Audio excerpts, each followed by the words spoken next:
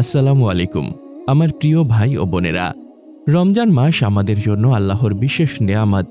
এই মাস শুধু সিয়াম ও ইবাদতের মাসই নয়, এটি মুসলিম উম্মার জন্য বিজয় ও সাফল্যেরও মাস।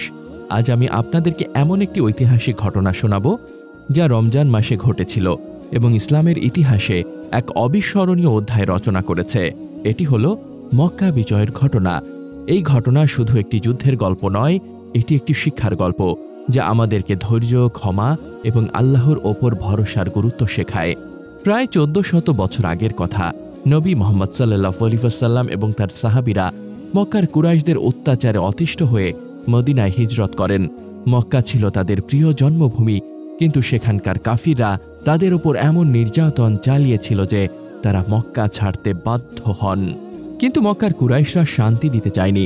তারা বারবার মুসলিমদের বিরুদ্ধে যুদ্ধ চাপিয়ে দিয়েছে, যেমন বদর, উহুদ ও খন্দকের যুদ্ধ। শেষ পর্যন্ত 628 খ্রিস্টাব্দে হুদাইবিয়ার সন্ধি নামে একটি শান্তি চুক্তি স্বাক্ষরিত হয়। কিন্তু কুরাইশরা এই চুক্তি ভঙ্গ করে এবং মুসলিমদের মিত্র গোত্রের উপর হামলা চালায়। এতে নবী মুহাম্মদ সাল্লাল্লাহু আলাইহি ওয়াসাল্লাম মক্কা বিজয়ের সিদ্ধান্ত নেন। এটি ছিল রমজান মাসের 8ম দিন, 8ম হিজরি সাল। নবী মুহাম্মদ সাল্লাল্লাহু আলাইহি ওয়াসাল্লাম 10,000 সাহাবী নিয়ে মক্কার দিকে রওনা দেন। রমজান মাসে রোজা রেখে এত বড় একটি অভিযান পরিচালনা করা ছিল এক অলৌকিক ঘটনা। সাহাবীরা রোজা রেখেই কঠিন পাহাড়ি পথ অতিক্রম করেন। মক্কার কাছাকাছি পৌঁছানোর পর নবী সাল্লাল্লাহু আলাইহি ওয়াসাল্লাম সাহাবীদেরকে আলো জ্বালাতে এবং আগুন প্রজ্বলিত করতে বলেন। এর ফলে মক্কাবাসীরা ভয় পেয়ে যায়, কারণ তারা বুঝতে পারে যে মুসলিম বাহিনী তাদেরকে ঘিরে ফেলেছে। রমজান মাসের 20 তারিখ নবী মুহাম্মদ সাল্লাল্লাহু আলাইহি ওয়াসাল্লাম মক্কায় প্রবেশ করেন। তিনি কাবা শরীফের দিকে এগিয়ে যান এবং সেখানে প্রবেশ করে সব মূর্তি ধ্বংস করেন। তিনি সূরা আল হকের আয়াত তিলাওয়াত করেন, সত্য এসেছে এবং মিথ্যা বিলুপ্ত হয়েছে, নিশ্চয়ই মিথ্যা বিলুপ্ত হওয়ারই ছিল। সূরা আল ইসরা আয়াত 81। মক্কাবাসীরা ভয়ে কাঁপছিল, কারণ তারা ভেবেছিল যে নবী সাল্লাল্লাহু আলাইহি ওয়াসাল্লাম তাদেরকে শাস্তি দেবেন। কিন্তু নবী মুহাম্মদ সাল্লাল্লাহু আলাইহি ওয়াসাল্লাম এর পরিবর্তে তাদেরকে ক্ষমা করে দিলেন। তিনি বললেন, আজ তোমাদের জন্য কোনো তিরস্কার নেই, যাও, তোমরা সবাই মুক্ত। এই ক্ষমা ও মহানুভবতা দেখে অনেক মক্কাবাসী ইসলাম গ্রহণ করে।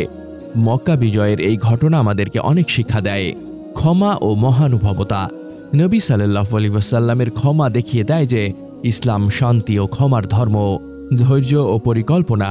মুসলিমরা বছরের পর বছর ধৈর্য ধরে মক্কা বিজয়ের জন্য প্রস্তুতি নিয়েছিলেন। রমজানের ফজিলত। এই ঘটনা রমজান মাসে ঘটেছিল, যা প্রমাণ করে যে এই মাসে আল্লাহর সাহায্য ও বরকত অনেক বেশি। মক্কা বিজয়ের এই ঘটনা শুধু একটি যুদ্ধের গল্প নয়, এটি একটি শিক্ষার গল্প। এটি আমাদের শেখায় যে ধৈর্য, পরিকল্পনা এবং আল্লাহর ওপর ভরসা করলে বিজয় অবশ্যম্ভাবী। রমজান মাসে এই ঘটনা আমাদেরকে আরও বেশি ইবাদত ও তাকওয়া অর্জনের প্রেরণা দেয়। আল্লাহ আমাদের সবাইকে রমজানের ফজিলত ও বরকত লাভ করার তৌফিক দিন। আমিন। ভিডিওটি যদি আপনাদের ভালো লেগে থাকে তাহলে লাইক, শেয়ার এবং কমেন্ট করতে ভুলবেন না। আর এই চ্যানেলটি সাবস্ক্রাইব করে আমাদের সাথেই থাকুন। জাযাকাল্লাহু খাইরান।